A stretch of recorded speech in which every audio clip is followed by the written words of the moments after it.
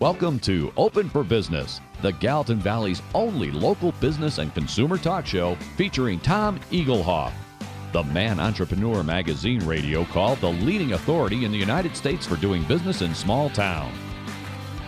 Here he is, speaker, author, small business consultant, and Mrs. Eaglehoff's favorite son, Tom Eaglehoff.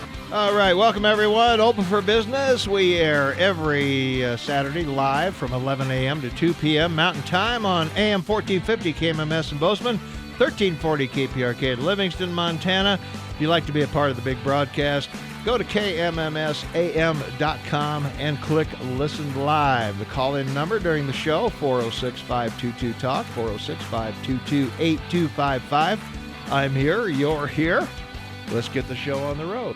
Let's get back to Open for Business on News Radio AM 1450 KMMS Bozeman. Lines are open at 522-TALK. That's 522-8255.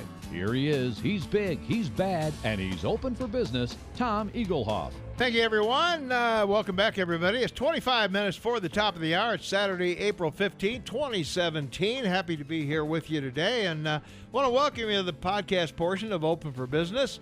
Each week I share some tips and tricks I've learned over the years about advertising, marketing, promotion, and building strong, successful businesses. And if you missed any of my previous podcasts, you'll find them all on my YouTube channel. And while you're there, why not subscribe to my YouTube channel, and you'll never miss another podcast. You'll also find my podcast on my website at smalltownmarketing.com. That's smalltownmarketing.com.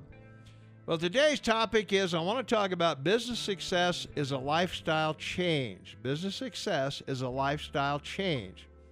So around the age of 55, I began getting a yearly physical.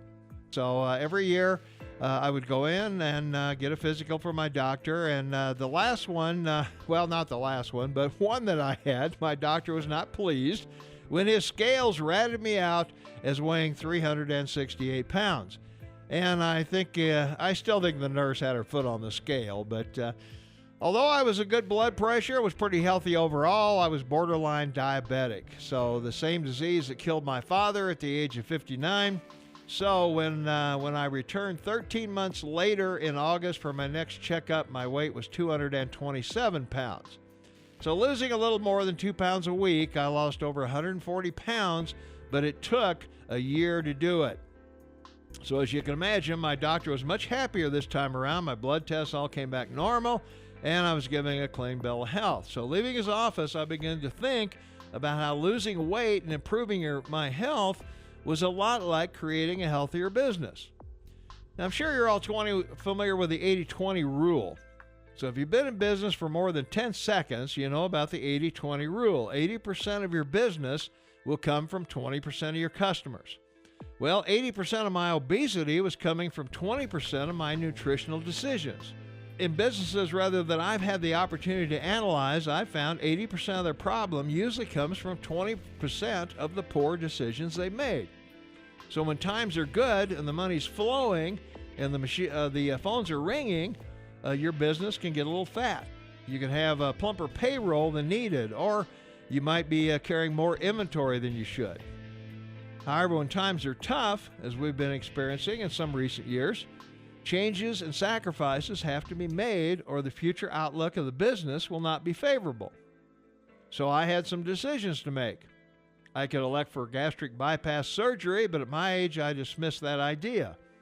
I could follow one of the many diet books that line the shelves of every bookstore. But on the other hand, I could make a permanent lifestyle change today that would slowly take the weight off and keep it off over time. That way I could still enjoy the foods I liked, but in moderation. I found that eating 2 slices of pizza was better than eating 2 pizzas. So in business, we need to trim the fat. A business usually gets fat by spending too much time on non-profitable endeavors.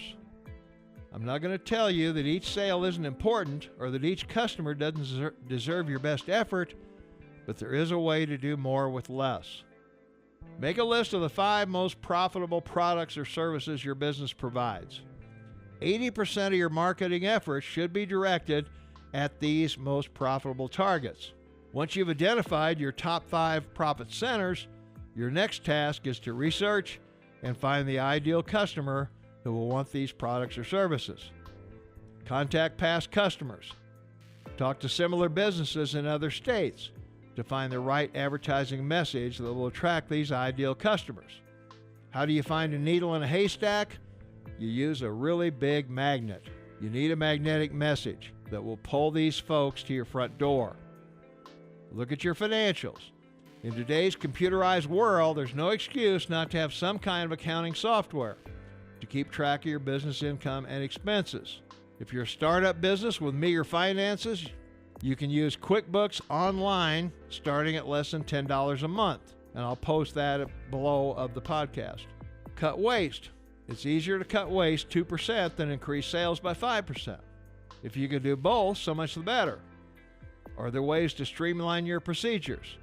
Can you accomplish the same task with fewer people? Can you reduce inventory that's not selling? Become more aggressive in collecting your accounts receivable? Are there overlaps in responsibilities within the organization? Do you have the best possible person answering the phone? Does your advertising message have a call to action to make the customer do something? Bring in a card, mention a name, make a call, enter a contest. Does your advertising have triggers that will make customers pick up the phone or show up at your doorstep? Your business didn't get healthy overnight, and improvements will take time. The sooner you alter the bad business lifestyle, the sooner you'll be on the road to a healthier, leaner bottom line. And that's the podcast. If you missed any of my previous podcasts, you'll find them all on the YouTube channel. And please subscribe to my YouTube channel. And you'll find a link to my podcast on my website at smalltownmarketing.com. That's smalltownmarketing.com. So tune in each Saturday and let's build successful businesses together.